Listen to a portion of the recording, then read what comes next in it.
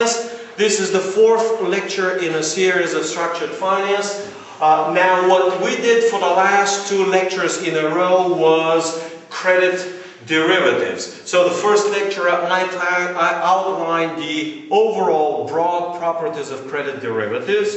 Last lecture I outlined the structure of credit derivatives, like 3 different types of credit derivatives and about 7 or 8 particular credit derivative instruments. The one instrument which I covered the least but somehow was at the same time the most important was credit default swaps. I covered it the least or superficially for the reason that I intended to do today a much more extensive lecture on credit default swaps. Number one, because they were originally or historically the first credit derivative, and number two, because from a notional point of view and from an economic point of view, credit default swaps are the most important amongst all credit derivatives. Alright, so number one, again, it is the same old idea of purpose. And at least the original purpose is instrument to transfer credit risk of fixed income products. So it relates like all of the others to fixed income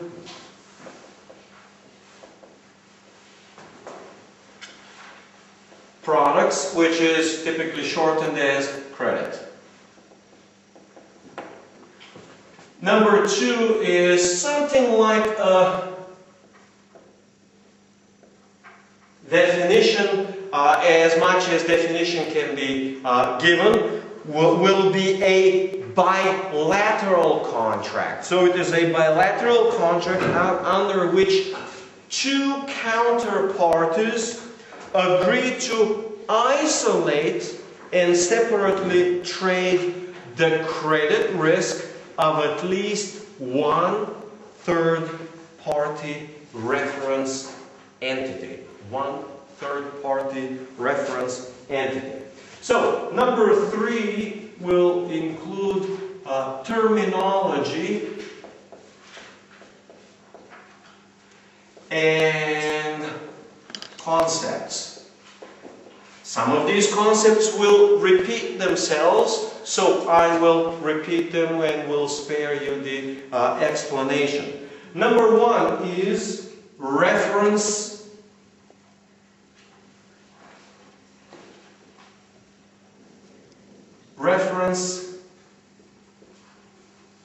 entity. Well, this refers to a bond of IBM. Now, what is important to understand that the reference entity, or at least for a credit default swap, we are not referring to bonds of IBM or of GE. We refer to one particular bond issue. This is key. So if IBM has two major bond issues, there is a good chance or there is a possibility that the one issue will have one credit default swap and a different issue will have a different credit default swap. Now let me explain or sidetrack here on a different concept about credit rating. What you have to understand is credit rating refers to a particular debt issue of a particular entity. Well, credit rating is not referring to IBM's credit rating. It refers to a particular bond issue of IBM. And then there may be a different bond issue of IBM, and it may possibly have a different credit rating. Well, how could it be that IBM will have different credit ratings on different debts? Well, one of the simplest explanations, or an explanation of this phenomenon, will be that the debt may have different collateral and different level of seniority. So if debt is highly senior with a solid collateral, and if it is well collateralized. Do you understand well collateralized and poorly collateralized? Raise hands, do you? Explanation? Yes. Alright, so well collateralized would mean if you have a loan for $100,000 and you secure it with a house, so the house serves as a security, we call a collateral, which is real estate, we call it a mortgage. So if the house, the value of the house is $130,000, which is well above 30% above the value of the loan, then we simply call it well collateralized. If the value of the house is worth only $75,000 while the loan is still $100,000, then it is poorly collateralized or under collateralized. So it is quite possible that IBM is IBM or GE is GE, and you don't have to fully and well collateralize, but it could possibly under collateralize and could possibly collateralize with assets which have been already secured once or used once for some other collateral. Well, could you really use one property for, to collateralize or secure two debts? Yes, for sure. Why not? The law does not have a problem. So the first one will have a first lien on the collateral. That's how it's called. You know the word lien? Lien is a legal claim against property to possibly satisfy an unsatisfied debt. It's pronounced as lien. Lien. That's how it's pronounced. So, you may possibly have a first lien on the property, on the collateral, or a bond issue may have a second lien on the collateral. Well, of course, if you have a senior loan, it is well over collateralized with a first lien on the collateral, it will have a higher credit rating than possibly a loan which is junior. Sometimes we call it subordinated loan, and that loan is under collateralized. It's using a secondary or a third lien, etc. So, what is important to understand is that the reference entity is not just a particular company, but also refers to a particular debt issue. Is this part clear? Alright, let's see what's next. The next concept is something which has already been covered for the payment of a periodic fee, and that's how it's called. It is called periodic fee. One party is called protection buyer.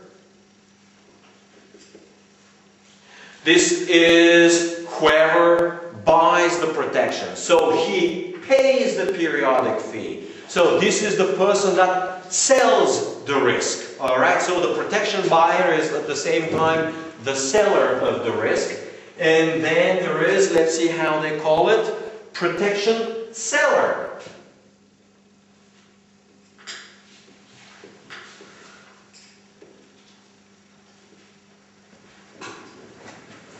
So, this is about risk. It's about transferring risk. The protection buyer transfers the risk, and the protection seller assumes the risk. Next, we have credit event. I discovered this, discussed this last time. Oops, my mistake. Event. Now, what is important, at least for you to understand, is the verb that goes into credit event. And the verb which is used is called to trigger a credit event.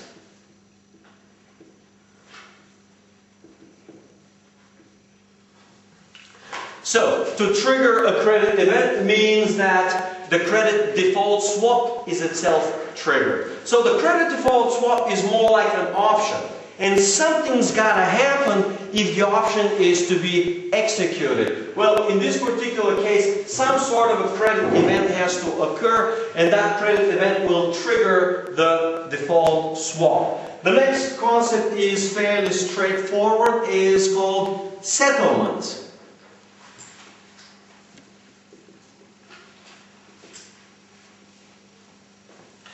And settlement is the process where the protection seller, the one who assumed the risk, effectively pays up to the protection buyer because something happened. In other words, when there is credit event and the credit event is triggered, then triggering the credit event triggers automatically the settlement. And the settlement is some sort of a payment which is made by the protection seller to the protection buyer. So, you bought yourself a car insurance, the car is wrecked, the settlement means the insurance company will pay you whatever you have agreed on. Now, why am I discussing settlement? Number one, you have two types of settlements. And the first settlement is called, let's make sure I have it, physical settlement.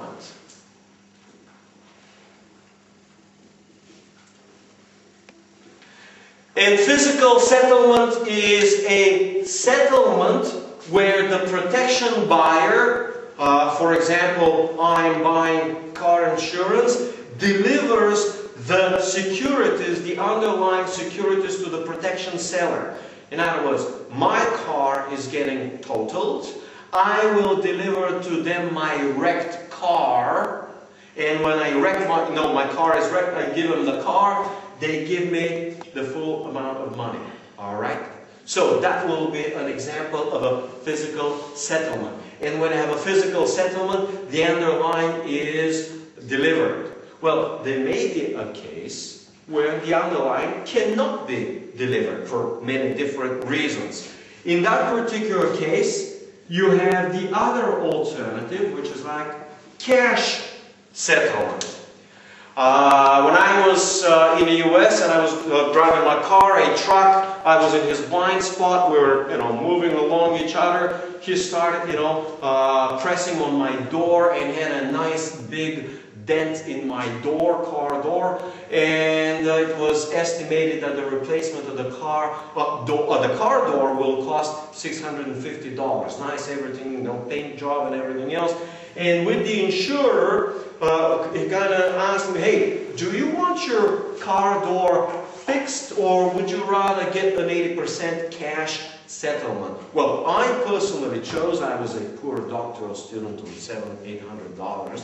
I personally chose like $500 and some cash settlement. So rather than they fixing my door, meaning I give them the car, they fix it in 1-3 days and give me back the car fixed, I preferred to get the $500 some and drove the door dented until I, literally threw the car away. So that will be an example of a cash settlement. So in this particular case, the event is triggered, something happens, and they say, hey, this is what the credit spread has opened, and let's say from 100, which is, let's call it like a par value of the bond issue, it goes down to 60, they'll say, okay, we now settle it, and we'll give you the difference of 40 to the par value. So the event is triggered, they pay up the 40, and then the credit default swap is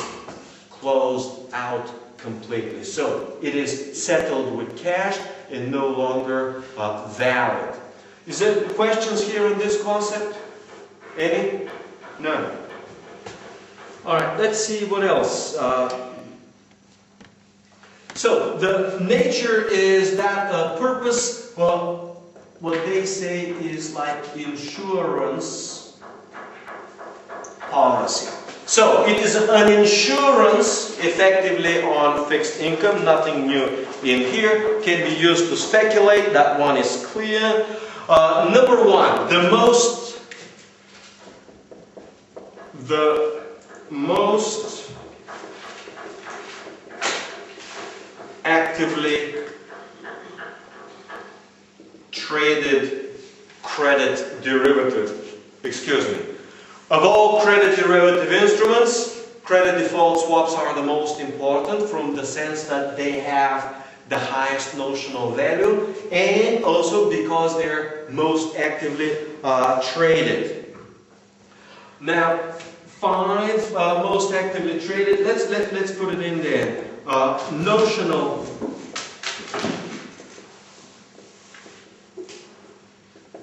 value is so far by the end of 2007, $45 trillion. Now, value at risk is a lot less, but what you have to understand is that this value, $45 trillion, is roughly 3 times the value of US GDP. Now, not all of these 45 trillions are in the US banking system, but US banking system, let's call it financial system in general, has or is involved in the majority, the bulk of these 45 trillions. So this is a huge amount of money by any means.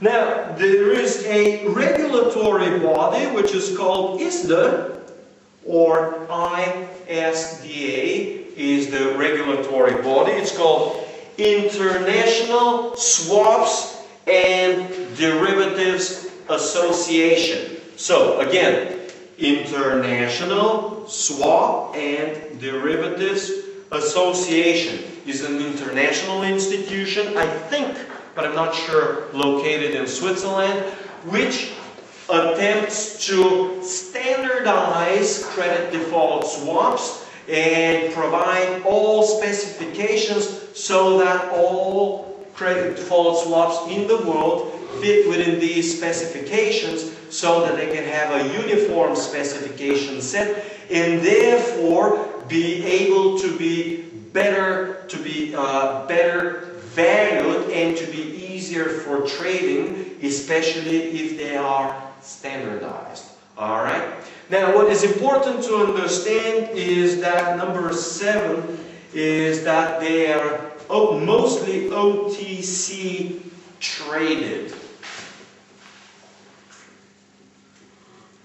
OTC means over the counter. This is like one investment banker calling another investment banker, hey, I got whatever credit default swaps, how about getting it? The idea is that there is no exchange traded of credit default swaps yet. So there is no exchange where you can trade it. One of the reasons is that it is hard to get an exchange when the product is not standardized. One of the reasons, again, this is the same difference between a forward and a futures.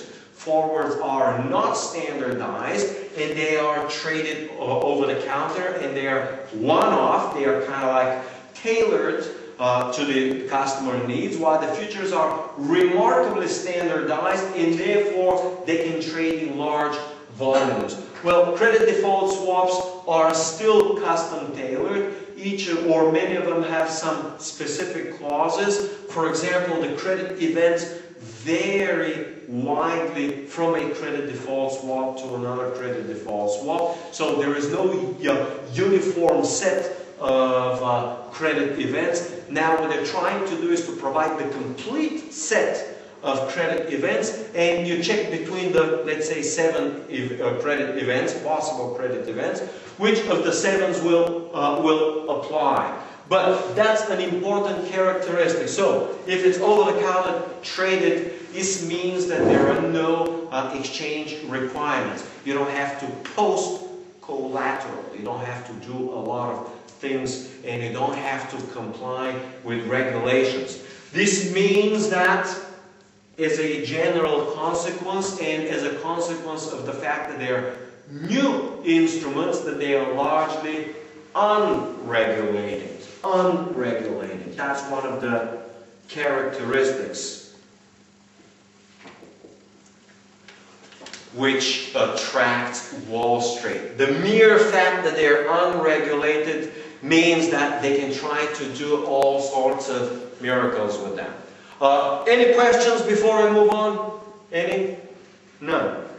All right, let's see what anything else. All right, so reference entity, and from reference entity comes the concept which has a very special name, the one that I have explained. It's called reference obligation. Reference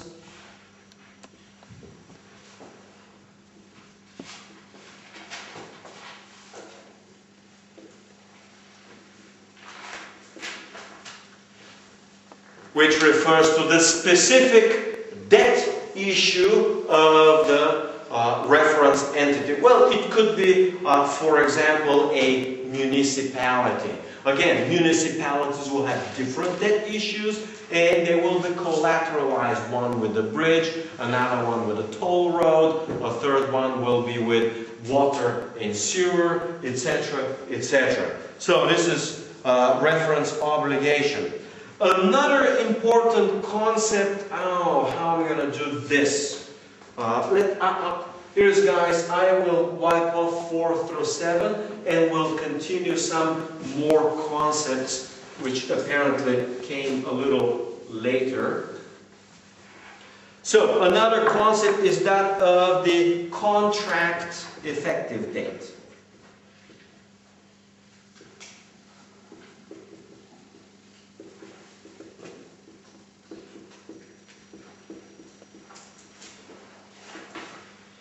Now, this is the same as like my car insurance. Today, maybe, let's say, 1st of April, and my car insurance was for last year from the 1st of July until, but not including the 1st of July.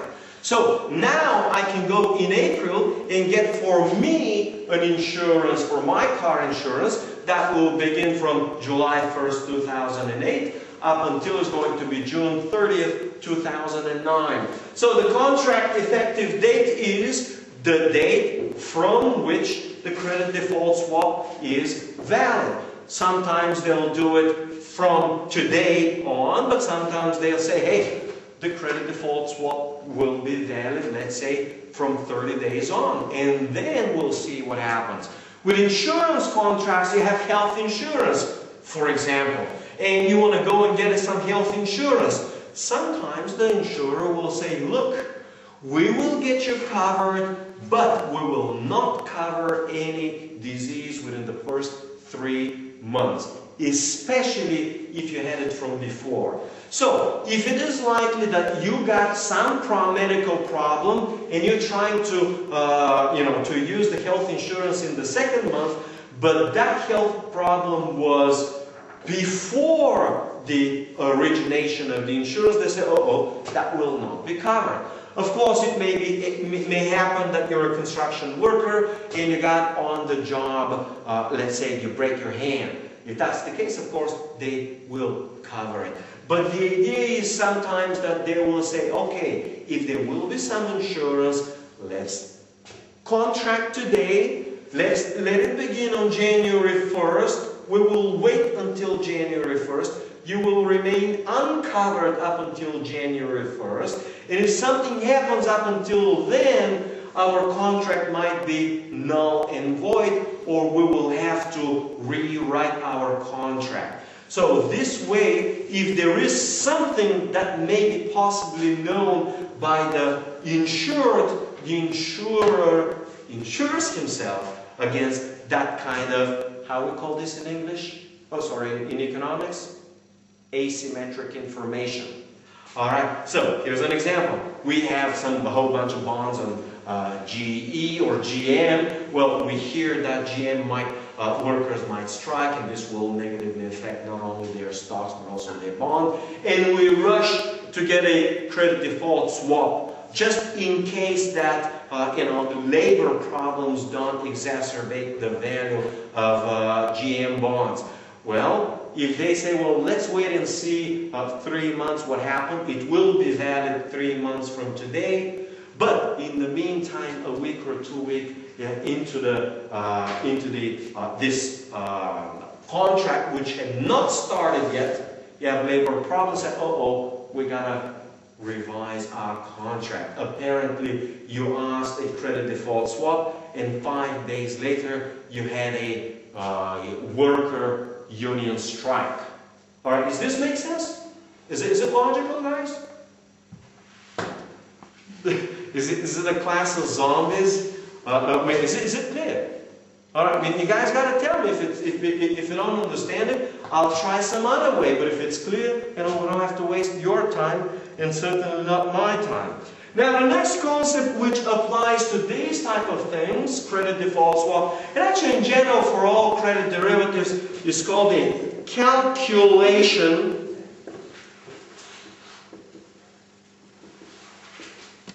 agent. And a calculation agent is the entity which calculates what exactly is supposed to be the settlement in case that there is a some credit event. In other words, if the credit default swap is triggered, who is going to say what what is the settlement? Well, even a different question. If the protection buyer says, hey, there is a credit event, who will actually judge to say that there is actually a credit event? In other words, who will be that party to decide if the credit event was triggered or the credit event was not triggered? Well, the answer to this question, it could be any third independent party. In the United States and for the most part in Europe, because it is not heavily regulated, it is always up to the courts ultimately to decide. But in the meantime, it is the protection buyer, oh sorry, my mistake. The protection seller, just like the insurance company in my case, it will be the protection seller who will ultimately be the judge or the what we call the arbiter. Who will be the arbiter in case there is a dispute. So, in other words, I'm going with my car insurance and they say, well, we can fix your door for $650, we can give you $550 cash, possibly within 7 days, and are you happy? If I'm not happy, so they are the agent or the arbiter, if I'm not happy, then I can go to the court. It is exactly the same with credit default swaps. The idea is that the seller is building, if he is a seller, he's not a one-time seller, he's going to be selling a whole bunch of products to a lot of consumers or businesses, corporations. So the seller has a reputation to protect. So the calculation being the seller himself, he will over time build reputation, and that reputation as part of a calculation agent will be factored into the pricing for his customers. Or if he, as the calculation agent, screws his customers, customers will flee from that seller. So the seller has the economic incentive of being honest and performing an honest arbiter job. Whether they do it in real life or not is a different issue altogether. Now, for the credit event will trigger if there is what is called a credit event notice. So, credit event notice. And the credit event notice will be a notice or a note or a claim by the protection buyer to the protection seller that a credit event has occurred. This is what is called in insurance an insurance claim. You just go to the insurance and say, hey, I want a claim for my door. It was not my fault, and whatever, your customer, dented my door. I, want to be remedied for the damage. So this is what the notice is, and typically what is important to understand that such a notice and the arbitration will occur only on the basis of public information. So only public or publicly available information may be used for a credit event notice. Does it make sense? In other words, we can't just say, oh, I heard a rumor that this bank is going bankrupt and I want to trigger the credit default swap. Well, the answer is rumors aren't good enough. You gotta have a particular, well, you do have a particular list of credit events. Show me public information. Maybe a court claim, maybe news somewhere official like Bloomberg or Wall Street Journal that provide a reasonable assurance that the credit event has actually occurred, not just a lousy rumor and fear that the event might be triggered. All right, let's see what else. The typical 3 credit events are, I mentioned them last time, let's just repeat without explanation. Bankruptcy, failure to pay, credit downgrading, and the last one is restructuring. Do you guys know what is restructuring? How many need to explain the restructuring? Anybody? All right. Okay. All right, so let's explain. Credit restructuring refers to the change of the credit terms of a particular loan, corporate loan, or some other obligation, where possibly the term of the loan is extended, where very likely the size of the payment is reduced, where possibly 1 or 2 or more payments may be skipped, where possibly some payments will involve only payment of interest of not principal, so as not to actually trigger a bankruptcy or insolvency proceedings. So the restructuring, you have to understand, is always mutual between the creditor and the borrower, and usually is initiated by the borrower, who goes to the creditor and says, look,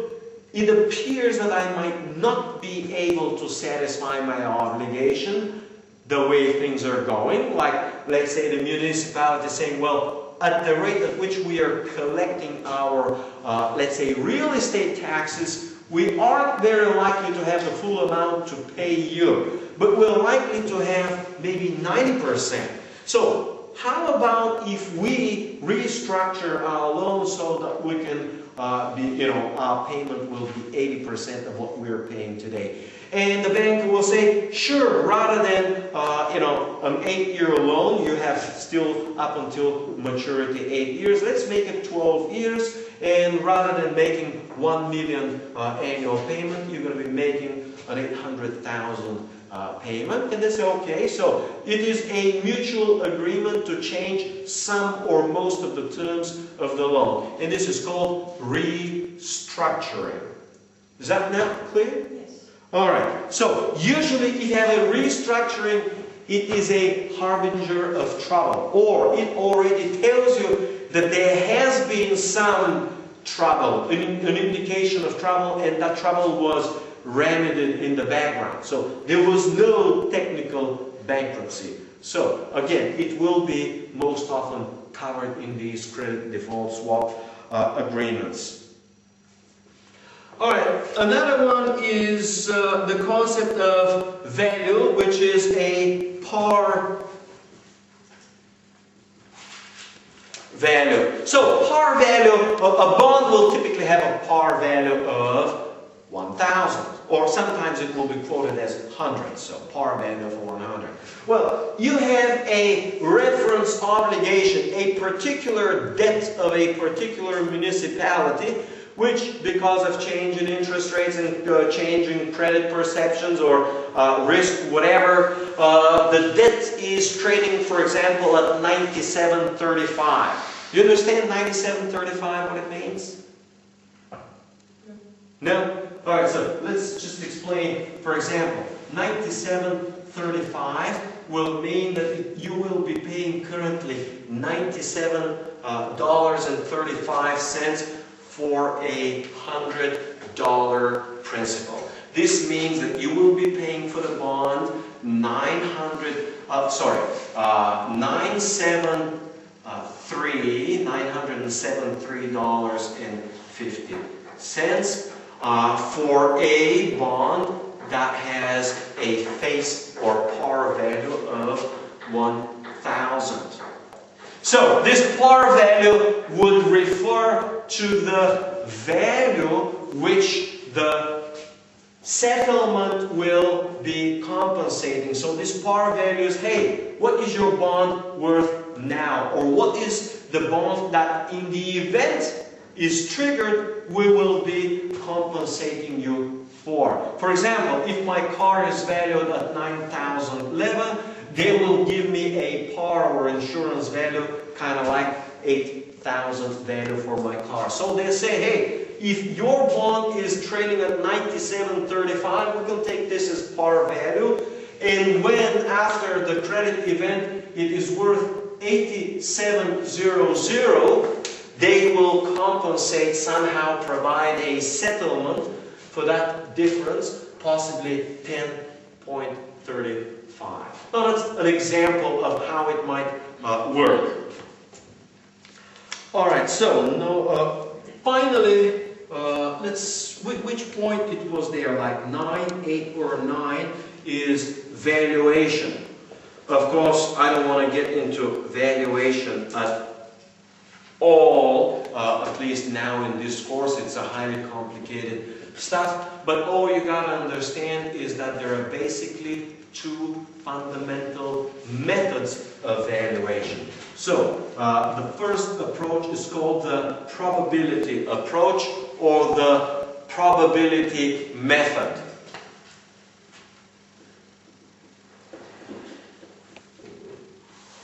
Now the probability method might be also called probabilistic method. And the other one is called the no arbitrage. No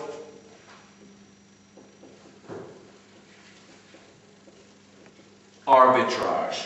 Now the probabilistic method will use the issue premium, recovery rate, credit curve, and the LIBOR curve. Let's explain only one of these. I don't want to get into valuation. This is a general concept in finance and in risk management, which is recovery rate.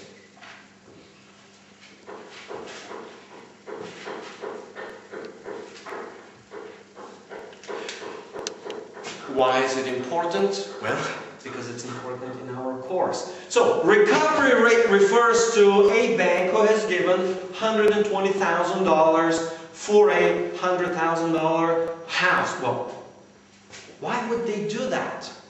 Why would a bank give $120,000 for a $100,000 house? Is this common in the US? Yes, it was. The answer is, it is very common in bubble years. Why would they do that? Because if they issue the loan now and the loan survives for 1 year, in other words, the loan is under collateralized, in 1 year, real estate prices, the value of the house will go from 100 to 120. And then you're okay. In the next year, you're going to be fine. So all you got to do is wait for 2 years. Well, what we're talking here, recovery rate, is what if the house doesn't actually appreciate? So, on a 100,000 loan, the value of the house was originally 80, and then when you try to actually sell it on foreclosure, of course, it doesn't get 80 on a foreclosure. The reason is that foreclosure selling is forced selling. You gotta selling no matter what. Number one. Number two, it sometimes requires that buyers will have already pre-arranged the financing. So this limits a lot of buyers out of the markets. So if that's the case, usually a foreclosure sale will take anywhere, anywhere between 5 and 25% discount normally.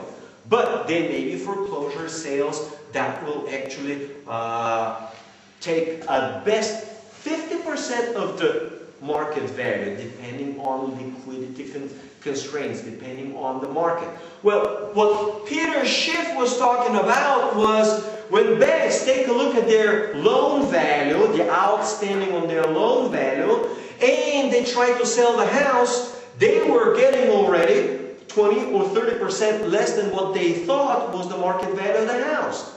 Then they were under collateralized. So let's try to put it like this. 120 was the loan. The house was 100. Out of the 100, the house sold for 80. Okay? And then there were 10,000 of losses and expenses. Well, what might be the losses? Well, the losses might be you should have been receiving interest, but you weren't in the meantime. So this is like an opportunity cost. Well, what might be an expense? Well, you gotta pay a slick lawyer who's going to be charging you $100 an hour to get your house back in order. You got to pay the court. You got to prepare documentation. So ultimately, you recovered $70,000. And $70,000 on a 120 loan means 700 is called the recovery. Okay? And divided by 120, which is the outstanding,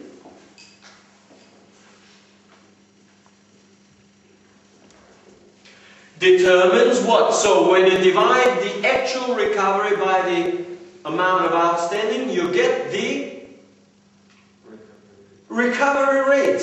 Recovery, so you have the recovery rate, this concept over here. So one of the important determinants, if not the most important determinants, especially for secured bond obligations or secured loans, is the expected recovery rate. So you have to factor in what the expected recovery rate is.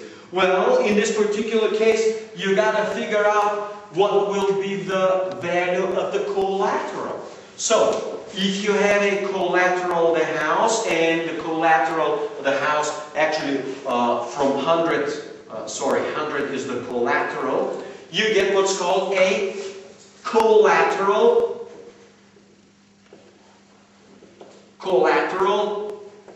risk. So, number one, if you have a credit default swap, you gotta factor in the collateral risk, which is how much the collateral may possibly depreciate by the time it gets to recover. So you have a collateral risk. And then you get an extra risk, which is called the recovery risk. Alright, so the collateral is worth 100,000, but you may get 80,000. Well, but it's possible to get only 50,000. Again, in really bad times, it will not be uncommon. It will not be uncommon to get only 50 cents on a what's called forced recovery, which means a forced sale and liquidation of the asset. So you have to factor in all of these to get to the recovery rate. The recovery rate factors in the recovery risk in combination of the collateral risk, plus it's got to factor in some potential losses and some expenses. Here is an example of a recovery risk that Peter Schiff was mentioning. Banks were all banking on recovering 90%. Well, turns out that these losses here were extremely high to what the banks originally planned. What surprised the banks was the clogging of the legal system. In other words, they will go through the motions and the steps which they were planning to go through in boom time.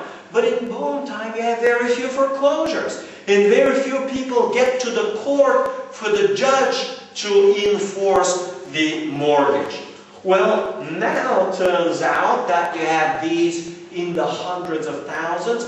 The legal system cannot get them through in reasonable time. So now it turns out, did you guys read this article where you had these rich guys, multi-millionaires in multi-million-dollar homes?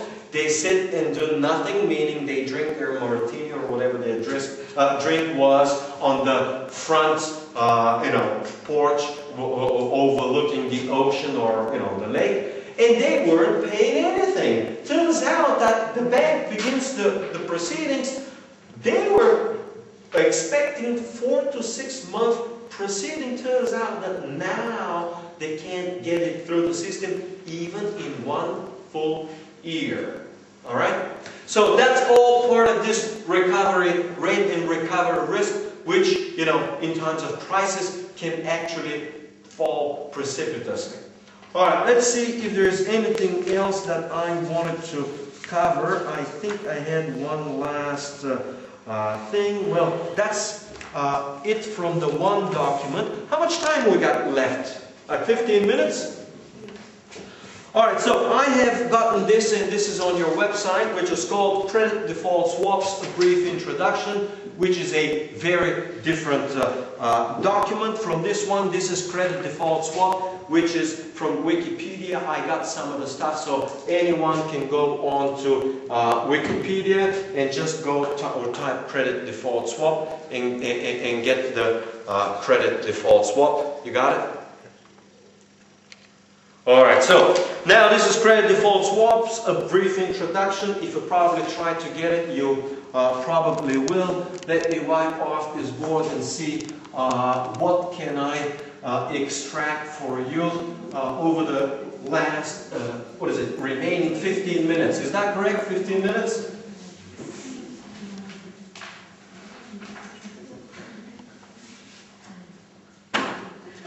Alright, so back to Gorilla. So number one, again, it resembles insurance contract. Just repeating. Number 2 point, it shares a lot of the characteristics with put options. Again, that's fairly straightforward. Number 3, for the reference. Remember when I was talking about the reference? Here are a number of references. So, references could be number 1, so-called single name credit. Single name credit. Number 2, a different type of reference might be a basket or credit basket.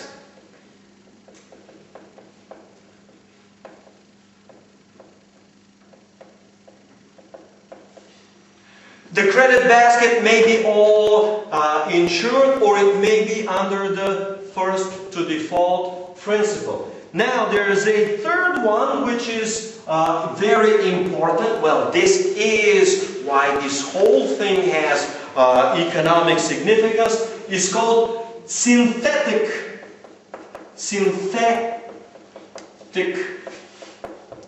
exposure. A synthetic exposure means there is no particular risk or particular debt or particular basket of debts or securities, but it replicates as if there were one. So these will represent 2 particular types, which are CDOs, collateralized debt obligations. In other words, particular tranches of a CDO. And the other one will be CLOs, stuff like student loans. So, of course, if someone is going to be buying a tranche or a package of student loans, they aren't just going to be buying unprotected. They will want some sort of protection. Well, that is a synthetic exposure. So it will be a particular tranche, or it could be an ABS, all right? So that's important. Next, what they are saying here, again, this is more of a description of what's going on and some history. Well, what is important to understand, and this is always how these types of instruments develop, is that the instrument was born in what is called a benign environment.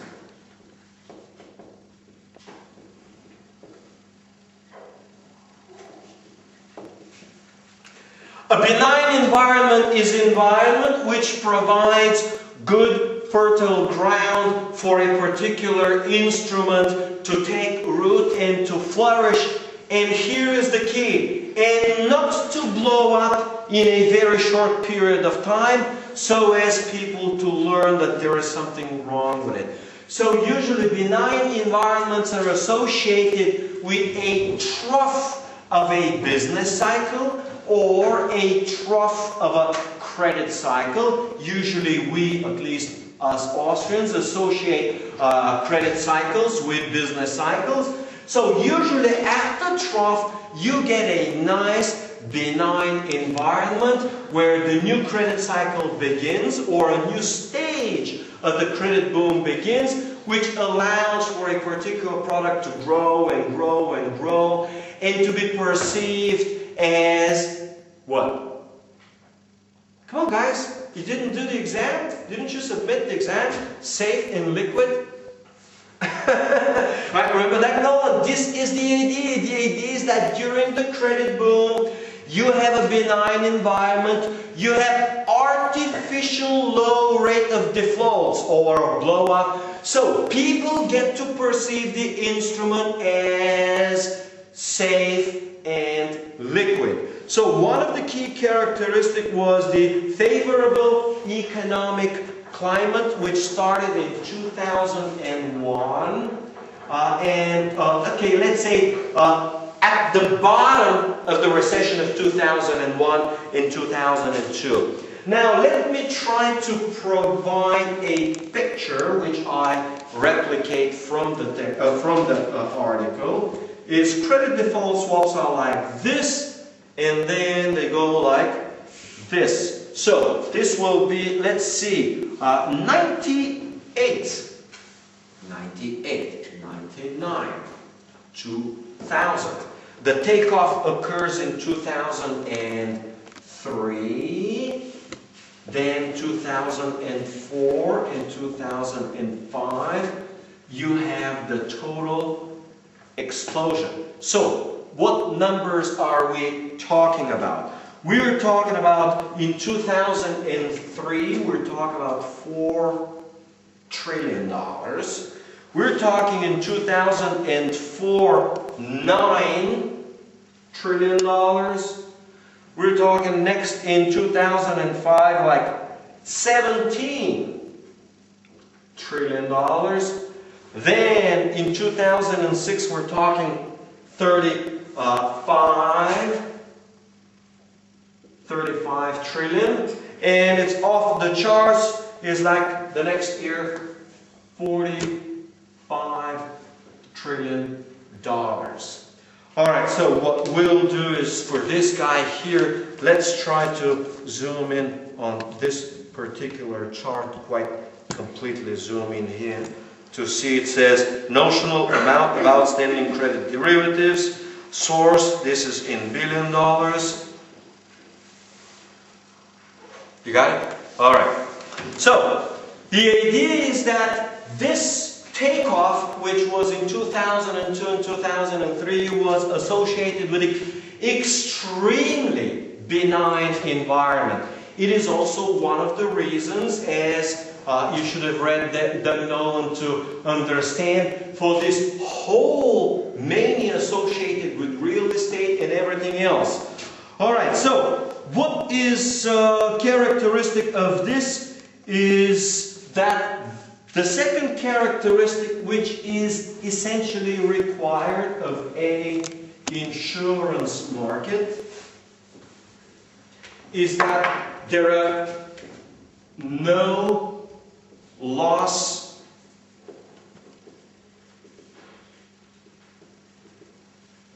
reserves. So what you got to understand, I mentioned it before, the beauty of the credit default swaps is that you write insurance and you collect the premium, you collect the money, the recurring fee, and yet you do not have to provide capital for future losses. Why not? Well, simply because there was no specific regulation that required it to do. So, effectively you could write into billions, and then if you're greedy enough into trillions, and there was no limitation to writing it. So that's one of the key characteristics which makes this whole credit default swap industry extremely vulnerable. On a notional value of 45 trillion, you have little to practically no capital, which means that a little shake in the system, and the whole system will completely collapse altogether. Alright, so this is called, it has a special name, so no loss reserves, and loss reserves are made with, the financial term is, capital. So, you have to provide capital for losses, okay? A question, you mentioned this is a very profitable business. Considering now, is there any regulation so that we know we can take... Well, now they finally want to put in some regulation, but the problem is, you have already 45 trillion outstanding. The system is just about to collapse. So now, it's called, once the horse is out of the barn, they're trying to lock the door. The horse is 3 villages away. So the point is, yes, they want to do that. The point is, yes, they want to, but it is already way too late. It's kind of like Wall Street tricked them. And now, when there are losses, Wall Street is taking the government and financial regulators hostage by saying, look, we need 30 billion capital immediately. If you don't give it to us, your financial system will just completely collapse. And what are the regulators saying? Uncle Ben says, no problem, a check for 30 billion, there you have it. And he just made a very swift helicopter drop of 30 billion. So, the idea is that when they do not provide for capital, in other words, they do not risk their own money. And if they make a very sufficiently big mess, then the government's going to bail them out. Right? So, now this has a special name when you do not have sufficient capital to provide for losses. It's called, the term in finance is called undercapitalized. Capitalized. So, the fundamental problem was that because of lack of regulation, well, because Wall Street invented something that was not regulated, they could expand without providing proper capital and thereby leave the industry totally undercapitalized. This simply means that minor losses in the whole system will collapse. Now, the next is that of credit.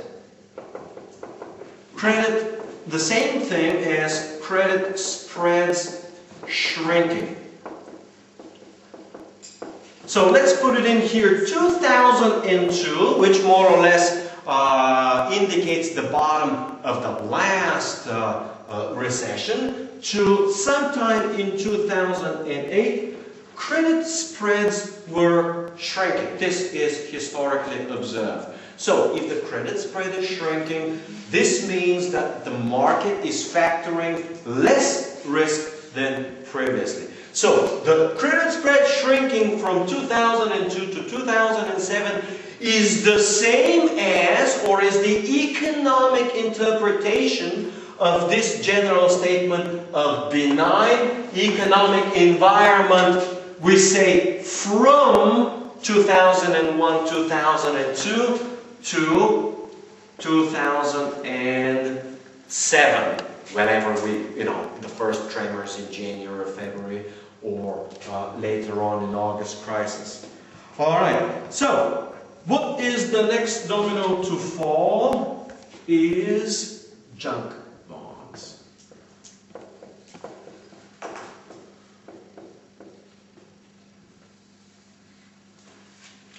So, one of the reasons that junk bonds proliferated in that period was that right after the junk bond was issued, a credit default swap was written on the junk bond, so it suddenly became safe. Well, what you have to understand, and that's as elementary as it gets, that if you have a junk bond, by the very nature, it is a high-risk bond.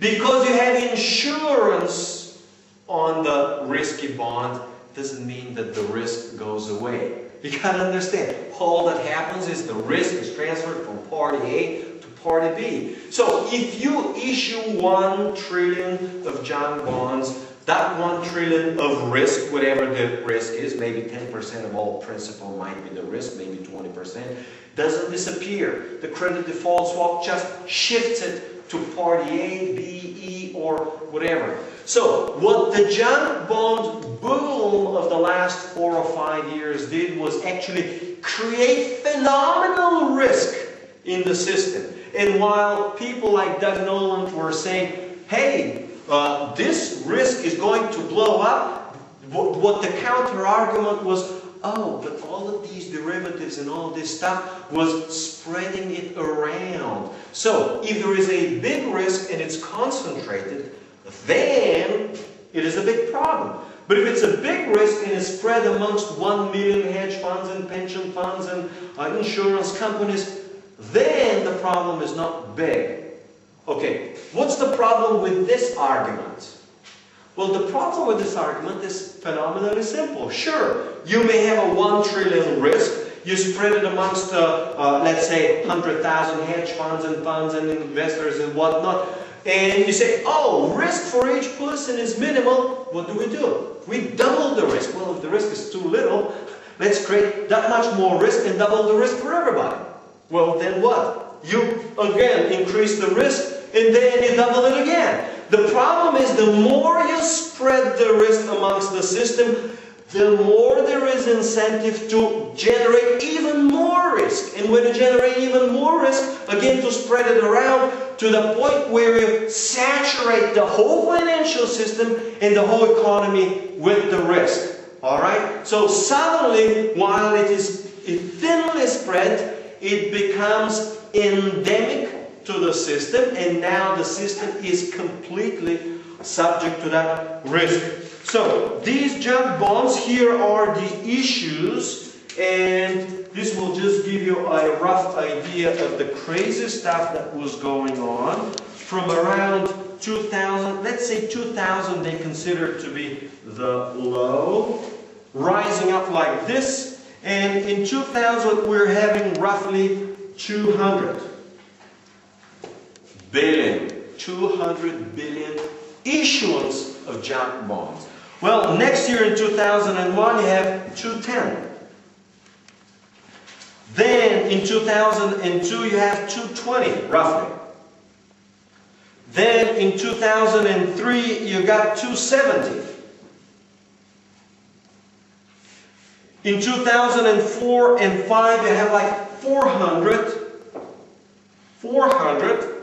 Then in 2006 you have like 600. And this is what Doug Nolan will call the blow-off stage. In 2007 you have like 850. And what is important to note is that this is 2007, but most or the last part of 2000 was impaired. So most of this 2050 was accumulated in the first half of 2007 before the credit crunch began in earnest on August 9.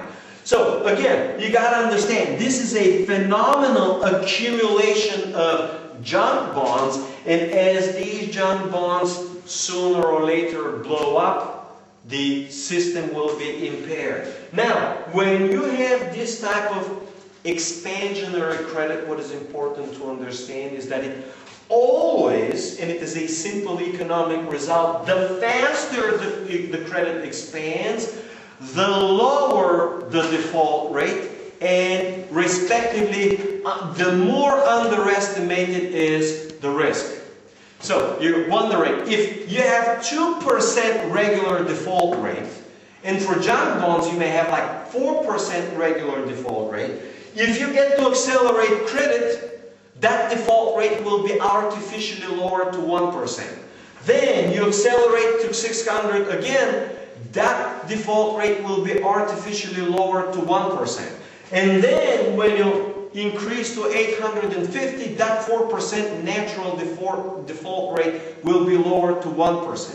In other words, this credit expansion, or this particular expansion of credit derivative, results in artificially low default rates while the expansion is going on. When the expansion stops, you suddenly realize the default rate will revert to the mean of 4% with overshooting. So if the average is 4% and you are getting artificially low 1%, then you'll get 7 or 8% high before you normalize back to 4%. So one of the major theses of this article is that, hey, because these were artificially low, the default rates, risk was underpriced, and if risk was underpriced, it was extremely oversupplied, and when that risk begins to blow up, it's going to surprise everybody by a multiple of 5, 10, or maybe a lot more than that, maybe 20. So from a 1% default rate, it may easily surprise to 20% default rate. And if the economy goes into a recession, that default rate may truly spike.